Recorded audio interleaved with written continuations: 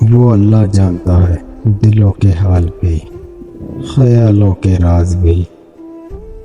وقت بہت کچھ چھین لیتا ہے، خیر میری تو مسکراہٹ تھی۔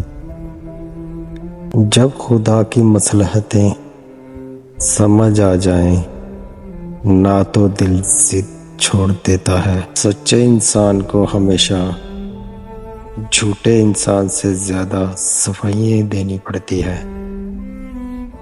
انگلیاں نبھا رہی ہیں رشتوں کو آج کل، زباں کو نبھانے میں تکلیف ہوتی ہے۔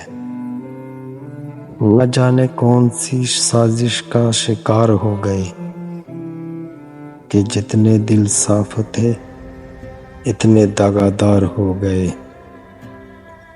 خاموشیاں ہی بہتر ہیں، لفظوں سے لوگ روٹھ جاتے ہیں۔ الفت بدل گئی، کبھی نیت بدل گئی، خود غرض جب ہوئے تو پھر سیرت بدل گئی۔ اپنا قصور دوسروں پر ڈال کر کچھ لوگ سمجھتے ہیں حقیقت بدل گئی۔ عبادت کا بہترین وقت جوانی ہے، پاک ہے وہ پروردگار جو عیبوں کو چہرے پر ظاہر نہیں کرتا۔ ہو سکتا ہے جس چیز کے لیے تم روتے ہو